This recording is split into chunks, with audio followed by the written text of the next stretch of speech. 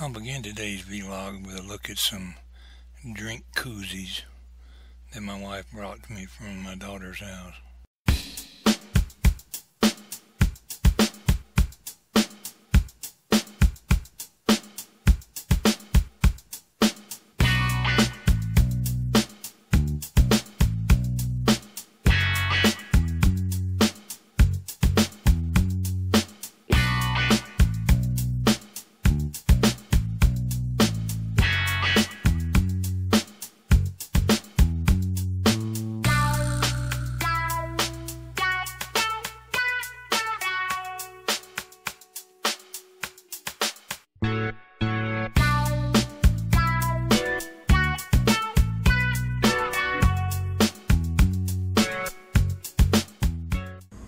I like this one the best. Alright, today's vlog, I guess I'll talk a little bit. And while I'm talking, we'll just zoom in on one of these hummingbird feeders and watch them for a while. But I recently made some videos of me making corn cakes and dried beans. And I thought I'd talk a little bit about how you never really get away from your upbringing. You could have the choicest T-bone steak available to you, and there are times when you just want to revert back to what you ate as a child. You develop those tastes.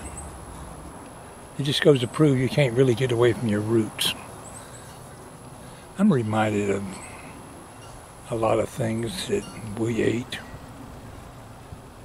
I'll give you a couple examples. For breakfast, we would eat grits with whatever else we had, eggs, bacon, or whatever. I went in the Navy, I guess I was 18. First time I'd ever been out of the South. Walked into an airport restaurant up in Chicago, going to Great Lakes, Illinois. I was hungry. So I sit down, I had a few dollars left in my pocket, sit down at this counter, told the waitress, I said, bring me 2 eggs, some sausage, and some grits. Looked at me like, what is this hick talking about? Grits? We don't sell no grits here in Chicago. We eat potatoes. And I never heard of such goings on eating potatoes for breakfast. That's something you should be eating for supper. If that's all you got to serve me some of that.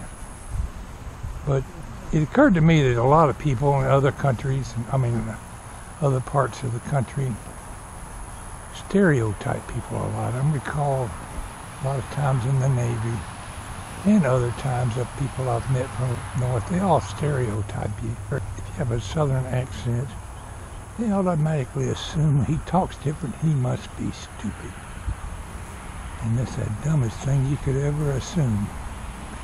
Somebody the other day on YouTube made a comment about some dumb redneck. I have news for you, most rednecks, they might have redneck tendencies or whatever and class themselves as a redneck. Most of them are probably going to be far smarter than you are. Don't assume that the way somebody sounds reflects their intelligence. And as far as being poor, many of us in the South are poor, just like many people up north and out west and everywhere else was poor. You're a product of your environment. Look around down here in the South, you're going to find 99% of us are rednecks. But don't assume they're poor. I guarantee you there's more rich people down here than there ever was up north. And the ones up north that have got money moved down here to get away from the cold. Anyway, I'm reminded of my wife's brother. My wife's from Philadelphia, Pennsylvania. And up there they assumed that the South was, they'd never been to the South. It was just someplace like you see in the Beverly Hillbillies movie or something. A bunch of people living in shacks. Brother-in-law decided he was going to come and visit us after we got married. My parents had a farm up in Blue Ridge at the time. I said, we'll go up to my parents' house for the weekend. We went up to the farm. first thing out of my brother-in-law's mouth was, "Where do you go to the bathroom?" And I thought, this guy assumes that we still use outhouses. I'm going to mess with him a little bit. So I pointed out the back door of the kitchen. I said, "See that barn up there?" "Yeah, I see that barn." I said, "Well, we go up there and pee behind the barn." And he looked at me kind of quizzically. But he fell for it, hook, line, and sinker. He went off to the barn, came back in a little while. Yeah, I was just waiting. He said, "Man, you got to watch where you step up there around that barn with all them horses and stuff up there. You have to go up there when you have to pee. You got to go all the way up there to the barn, huh?" I said, "No, most of us just go down the hall here to the bathroom. It's the first door on the left." I think about the same day I went to the kitchen to get a glass of buttermilk, and he saw me pour that big old glass of buttermilk, and it was fresh, churned from one of the neighbors' farms up there. He used to buy butter and buttermilk from a man named Mr. McDaris. I think the butter was like 50 cents a pound, about the same price for a gallon of buttermilk.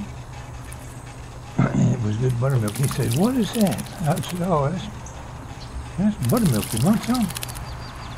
He looked at me. I was enjoying it. "Yeah, I'll take some," he said. I poured him a glass of buttermilk, handed it to him, and he'd never tasted buttermilk in his life.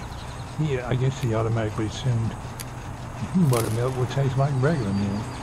He took a big old healthy swig, and I'm sure in the back of his mind he thought, "They're drinking spoiled milk down here." He went to spitting his butter, gagging in the kitchen sink. I got a laugh out of him. But he turned out to be a pretty good old boy. He didn't mind me ribbing him a little bit. He's no longer with us. Cancer got him when he was 34. He was the same age as me. And he didn't mind it too much. But as far as people assuming everybody is dumb that come from the South, don't do it, my friends. Some of the most intelligent people you ever met have a Southern accent. And if I want to, I can talk without using certain terms or phraseology. You just don't get away from your upbringing. I can meet people on the street, listen to them talk for just a couple of minutes. 9 times out of 10, I can guess where they're from. Let's say, "What part of New York are you from?" Or, "You from up north somewhere, Pennsylvania, right?" And you say, "Yep." "How did you know?" "Well, I just recognize the accent." But I, in turn, don't anticipate, I don't assume that they're any less intelligent than I am. They're just not up on our way of doing things down here. Somewhere on YouTube or somewhere I saw the other day where people that win the lottery, big winners in the lottery, you can generally expect the entire neighborhood where they live to go bankrupt, or a large portion of them will go bankrupt. I said, "Well, I better read this and see what they're talking about." And what they're referring to is these people get a little bit of winning on the lottery and they go out and buy a new boat, a new car, fix the house up real nice or whatever.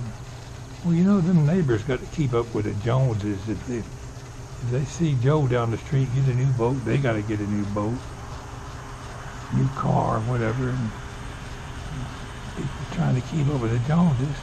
Next thing you know, the entire neighborhood around where that lottery winner was done went bankrupt. And I guess there is a certain amount of influence under situations like that.